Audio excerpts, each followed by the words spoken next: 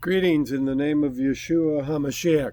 I'm Pastor Mark with Yahweh Yeshua Assembly in Fort Myers, Florida, and I want to bring you a continuation of the last video concerning the name Yahweh and Yeshua versus the name of Baal, Nimrod, Jesus, and Son God worship. Now we know that we do not want to have any participation with Son God worship. We know that we need to come out from among Son God worship and be separated by the set apart spirit to the set apart name, which is Yahweh and Yeshua. We also found last week that there is no salvation in any other name but the name Yahweh and Yeshua. We also found out in Matthew 1:21 that when the angel came and delivered the news about the birth of the Messiah, that they were to name him Yeshua. We also found out that the name Jesus in Hebrew, Greek, Latin, English means nothing. If you look it up, it doesn't have any meaning. We also found out that the name Yahshua means Yahweh's salvation. And we also found out in John chapter 17 that Yeshua prayed that he kept the disciples through his name, meaning the Father's name. So when you look at the Father's name, Yah, Y-A-H, and you look at the name Jesus is not in the Father's name, and the Father's name is not in Jesus. But when you look at the name Yah, and you look at the name Yahshua, we can see that the Father's name is in that name. And Yeshua said in John 17:6, I have manifested your name. Verse 11 says, Father, I have kept the disciples in your name. Verse 26 says, I have made known your name.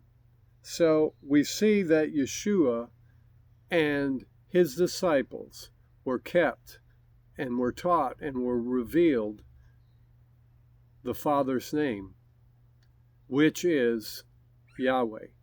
And we can see, if we study this out, there is no connection between Jesus and Yahweh's name. There's no connection, but there is a connection between the Father's name and the Messiah, Yeshua's name. But we also found out that the name Jesus is connected with Baal, with Nimrod, with sun god worship. The symbolism that we see with Jesus, all the pictures with the halos, the crosses that have a circle in the middle of it, all that is symbols that existed back 3,000, 4,000, 5,000 years ago in Babylon's participation in symbols of sun god Baal worship. When Pharaoh worshipped other gods, he was worshiping Baal. He was worshiping the sun gods. And that is one of the reasons that Yahweh brought judgments against Egypt and delivered the children of Israel. Now, when you study Israel's history, you'll study that they kept going back. Why? The enemy's deception is powerful, And we need not to be and cannot be connected to any form of Babylon's pagan sun god worship. Now, when they worshipped Babylon way back in the day, and they worshiped the sun god through Babylon, Nimrod, Tammuz, all that they were worshiping the sun gods. They were acknowledging the sun gods as quote-unquote Lord. They were They were calling upon them. They were looking to them for all their provision. And Yahweh's name is jealous. He will have no other gods before him. And so we have found that the church is so connected to Babylon, to sun god worship, to paganism. They dedicated Sundays to the sun god worship. And it wasn't by error that Constantine reversed and tried to change Yahweh's laws and commandments from the biblical Sabbath to Sunday. Why? Because he was a sun god worshiper. He was a Baal follower. And he wanted it as law. He wanted to put an end to the commandments. He wanted to put an end to the true believers of the Messiah that kept the Torah, that kept the feasts, that kept Sabbath. He wanted to put an end to them. He wanted to persecute them. He wanted to put a stop to it. So after they changed it, they made a law that you would be killed if you were found keeping the Torah, if you were found obeying the Sabbath.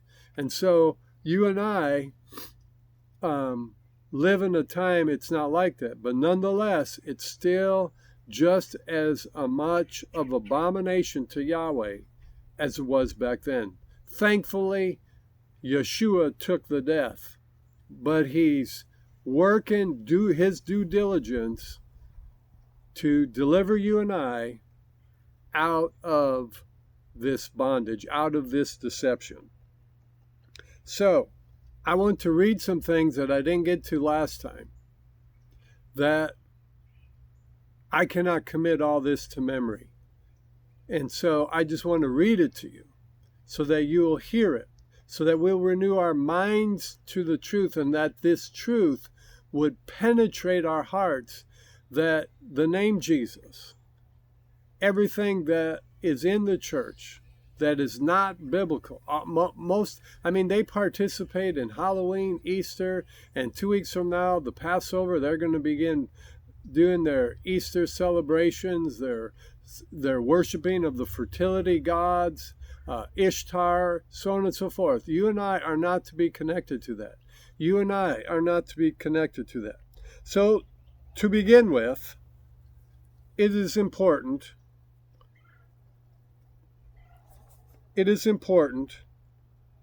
to know the basics of Babylonian mystery religion. Nimrod was the king of Babylon.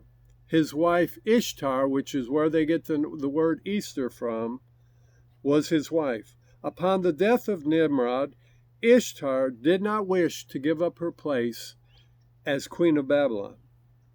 As a result, she prostituted herself and became pregnant.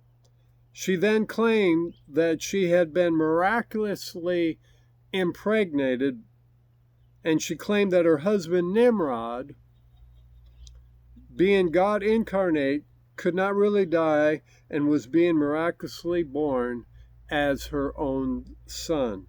And the son's name became Tammuz.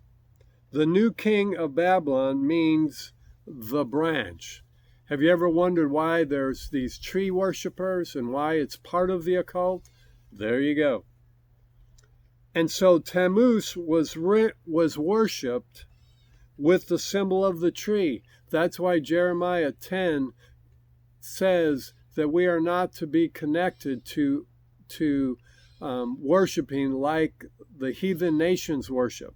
And then it describes them bringing an evergreen tree into their houses and adorning it with items. That's our Christmas. That's what people celebrate with the Christmas tree. We're not to be connected to that. Why? It's a form, and it's part of the mystery Babylon religion, Baal worship, Nimrod worship, Tammuz worship, Ishtar worship, so on and so forth. Two major festivals were established in Babylon tied into this story. The first one is concerning Christmas, which I'm not going to get into it. But the other is the Spring Equinox Festival, which celebrated the resurrection of the dead Nimrod as his own son. Now, have you ever wondered why there's no commandments that Yeshua or Yahweh gave concerning celebrating the resurrection? No commandments. Yeshua did not say, remember when I was resurrected from the dead, and celebrate it. He never connected, he never commanded nothing. The early church did not even celebrate or participate in it. Something to think about. This involved, let me start again. The other was the Spring Equinox Festival, which celebrated the resurrection of the dead Nimrod as his own son. This festival involved 40 days of mourning leading up to the sunrise service, where all would rejoice as they saw the festival morning sunrise, symbolic of the resurrection of Nimrod, the sun god. I mean, that's why Lent, what the church today calls Lent, is connected to paganism, is connected to Baal worship, is connected to this Babylonian pagan Tammuz false god worship. There's no scripture that says about 40 days, and they try to say it's connected to Yeshua's 40-day fast. That's a far reach. I mean, Paul said that so-and-so Judas hung himself. Another scripture says he go and do likewise. See, you can connect anything stupid. Lent is not biblical. Do not participate in it. When they put ashes on your forehead, they are releasing a spirit of death into you. They are releasing sun god worship into you and all its curses. So renounce it and come out of it. All right. Now it takes no genius to see that the church is Babylon. It's connected to Babylon. That's why biblical gatherings, they're called assemblies, they're called congregations, they are not called churches. The word church did not exist in the biblical scriptures. Excuse me.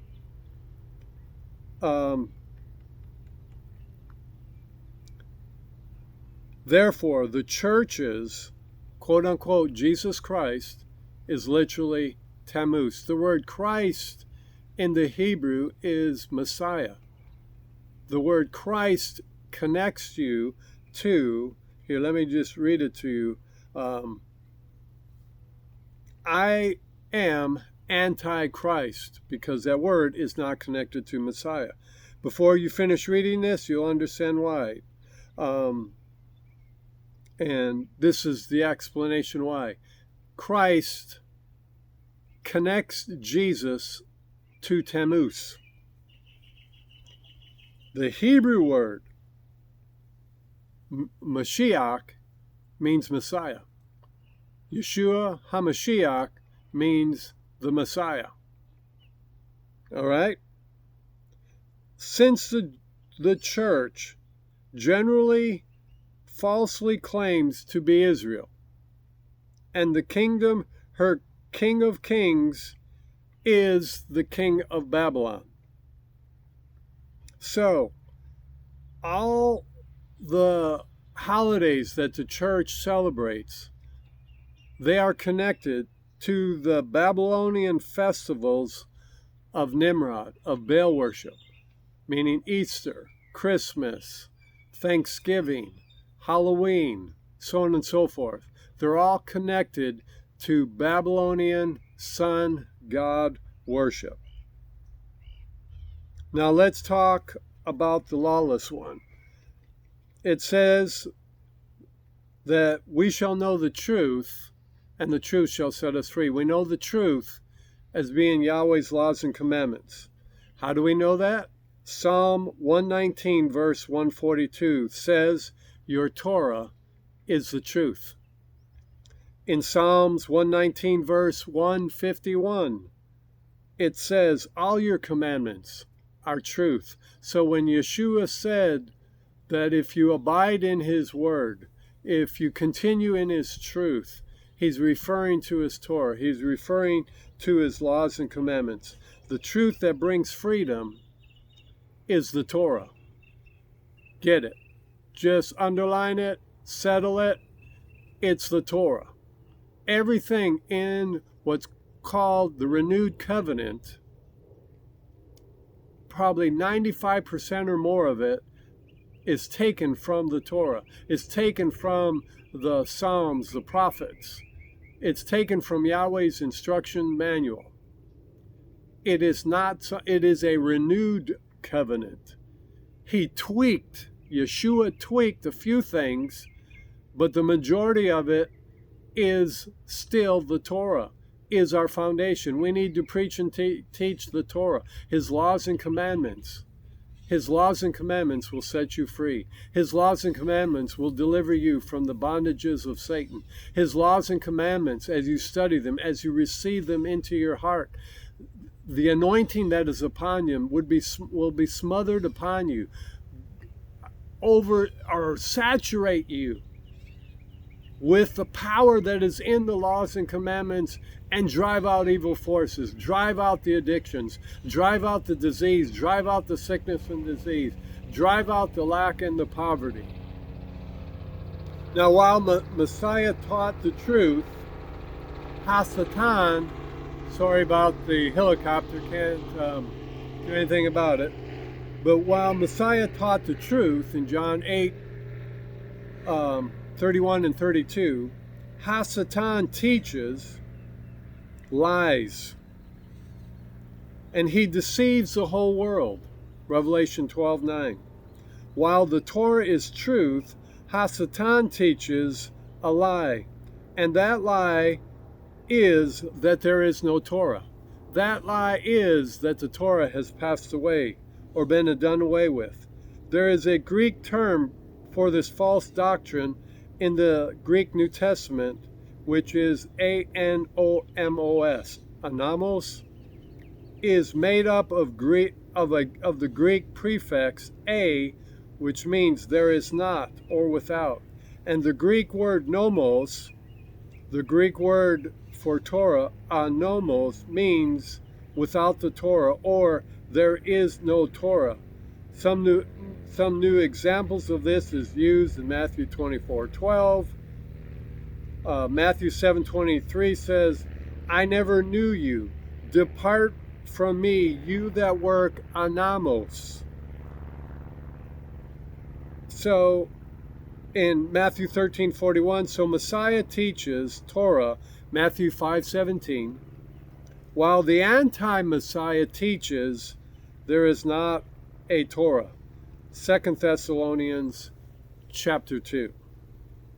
Okay? Now, Paul taught us in 2 Corinthians 11:4 warns us of another Yeshua, another Jesus. And that is a Jesus that is preached like it is today, that says there is no laws, there are no commandments, do whatever you want to do and just ask him to forgive you. Because you're forgiven, because you're a new creature, you can just do whatever you want and you don't have to obey Yahweh's laws and commandments. You don't have to you can have idols, you can take demonic things that have plagues and connected to them, put them in your house, and nothing will happen to you. Oh yeah, you will be inviting the demonic into your house. They teach all kinds of things that are anti-Torah, that are anti-biblical. And there is another Jesus, another Yeshua that the church is being connected to, and that is connected to Tammuz. That is connected to a false Babylon, a Babylon mystery religion, one that's connected to Messiah, one that's connected to, not connected to the Messiah, but connected to Tammuz. Sorry, I was looking at my wife. She's looking out the window as she just got up from, I tried to come out early in the morning because it's a lot cooler in Florida in the morning. And then it says, the other Yeshua was a deception of Satan just as the serpent had deceived Eve. It says, but I fear, lest by any means, as the serpent beguiled or deceived Eve through his subtlety, so your minds should be corrupted from the simplicity that is in the Messiah. For he proclaims another Yeshua. How did the serpent deceive Eve? With the tactic of deception. The Torah is truth, and Messiah taught the truth, or the Torah. But the other Yeshua, the false Messiah, the anti-Messiah, or in other words, those that are in Jesus Christ of Christendom, teaches against the Torah. Now remember in Matthew 5:17, it said that Yeshua did not come to do away with the Torah. Then he said those that are least in the kingdom will teach against the Torah. But those that are greatest in the kingdom will teach Yahweh's laws and commandments, will teach the Torah. Jesus Christ is the Anamian, Torah-less teacher, king of Babylon, the church kingdom, who is worshipped with the cross, steeples, whose high festivals are Christmas and Easter. Yeshua, the Messiah, is the Torah teacher, the king of Israel, who teaches the high festivals of the Torah. He taught about the Passover, the Feast of Unleavened Bread, the Shavuot. He taught about the fall feasts. Clearly, Jesus Christ and that name Jesus is connected to the Babylonian system. It is connected to Nimrod, Tammuz. You know, when they celebrate Christmas and they celebrate the birth at Christmas, they think they're celebrating the birth of the Son of Yahweh, but they're celebrating the birth of the sun god Nimrod and his mother, Ishtar. And the son that they're celebrating is Tammuz, not Messiah Yeshua. So you need not to connect to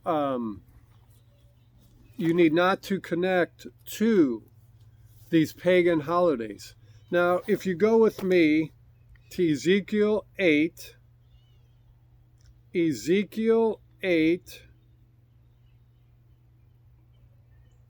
and verses 13 through 16, my tablet's a little slow, so pardon me. Ezekiel 8, we're going to read verses 13 through 16. You can see that Yahweh gave the prophet Ezekiel a vision of the last days church. And in verse 13 it says, therefore, thus says Yahweh, I will let burst forth a windstorm in my rage. So he's not real happy here. And there will be a torrent of rain. Could that be where the hurricanes and tsunamis came from? In my anger, and hailstones in my rage for complete destruction. And why did he do that? You'll find out here in a minute. And I'll break down the wall that you covered with whitewash, and I'll knock it to the ground, and its foundation will be revealed, and it will fall, and you will come to an end in the midst of it, and you will know I am Yahweh. So, we see there, I will fully vent my rage against the wall, against those covering it with whitewash. And I will say to you, there the wall is no more, and the people covering it are no more. Remember, I believe it's Proverbs 12:7. It says, the wicked are no more, or they perish. But the house of the righteous, those that obey Yahweh's laws and commandments and live Torah, will survive, will be sustained, will continue. But the wicked, the lawless ones, the ones that do not keep Torah, the ones that reject Yahweh's laws and commandments, the ones that are continuing in the Babylonian religious system, shall be no more. They're going to be lifted off this earth and perish. But you and I, the righteous ones, will continue living. All right, now let's go. Let's go down to verse 16. And it says, that is the prophets of Israel, the ones prophesying concerning Jerusalem, the ones seeing visions of peace, and there is no peace, declares Yahweh. And you, son of man, place your face toward the daughters of your people who prophesy from their imagination, who prophesy against them. Verse 18, you must say, thus says Yahweh. Thus says Yahweh. So that's who's speaking. Woe to those who saw magic charms, bands on all the wrists of all the hands of the people, and those who make the veils that are on the head of the people of every height, to ensnare people's lives. Will you ensnare the lives of my people and yourself?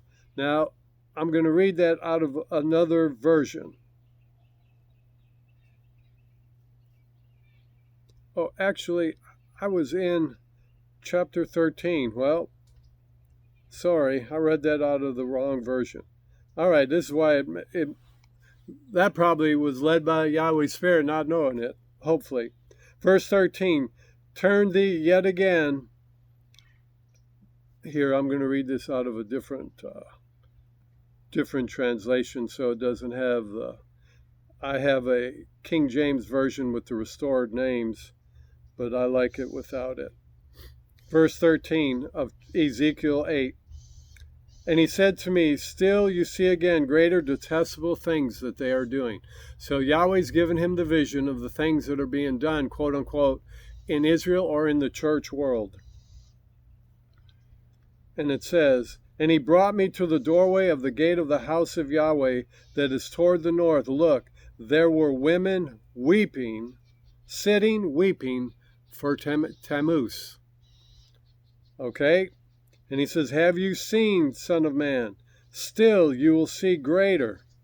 And then he brought me to the inner courtyard of the house of Yahweh. And look, at the doorway of the temple of Yahweh, between the porch and the altar, there are about 25 men with their backs to the temple of Yahweh.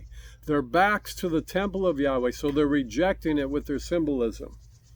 And their faces towards the east. And they were bowing and worshiping the sun. They were worshiping the S-U-N, sun. So Yahweh revealed this. Yahweh revealed this to Ezekiel, that in the last days, the Babylonian sun god worship of Tammuz would continue, and that it's an abomination to him. It brings fierce anger to him. So we need not to be connected with it. We need not to be connected with sun god worship at all. We need to be connected to Yahweh. We need to be connected to obeying his laws and commandments. So, in review, we found out that the name Yahweh is forever. We found out that the name of his son is Yeshua.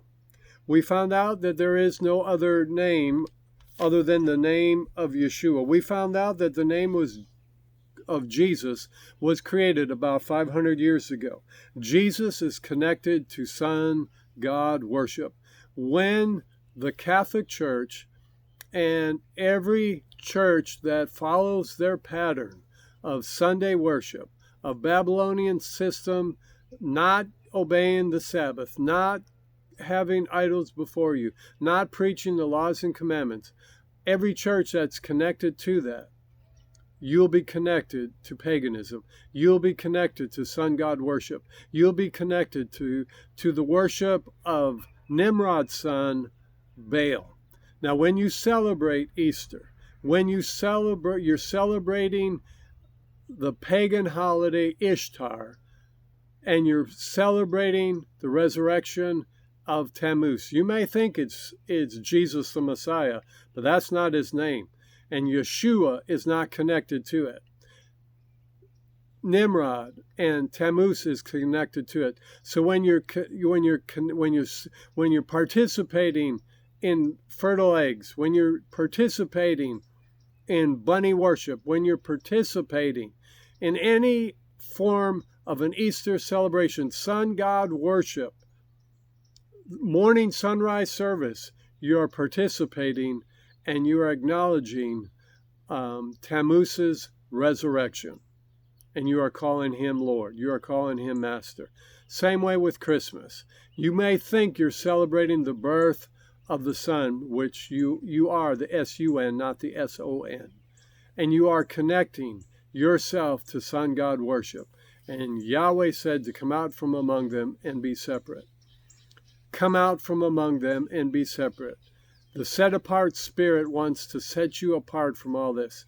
Now, I pray, and like I said, this is not to condemn anybody. This is not to judge anybody, but to bring truth. And when you know the truth, the truth, if you continue in it, will set you free. And I pray that you'll research this, because this is just a minimal teaching.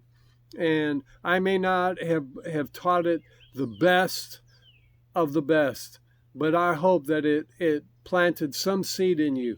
I hope that it brought some scriptural context to you, that it challenged you, that you will research the scriptures to see if what I'm saying is so, that you will receive Yahshua, and that you will reject the pagan name Jesus. You will reject the Tammuz name connected to Jesus, and you will reject S-U-N worship, and you will participate in S-O-N, Yahshua, Messiah worship, and that you will follow his laws and commandments, that you will see your foundation needs to be Yahweh's laws and commandments. Not Catholic theology, not Word of Faith theology, not non-denominational. You know, that's a joke. We used to say we're non-denominational, but we were following the pattern of the Catholic Church, not realizing it, of sun god Baal worship. So I just encourage you, come out from among it, do your research, and Yahshua is the Messiah. Do not be deceived. Do not be beguiled like Eve was. Like most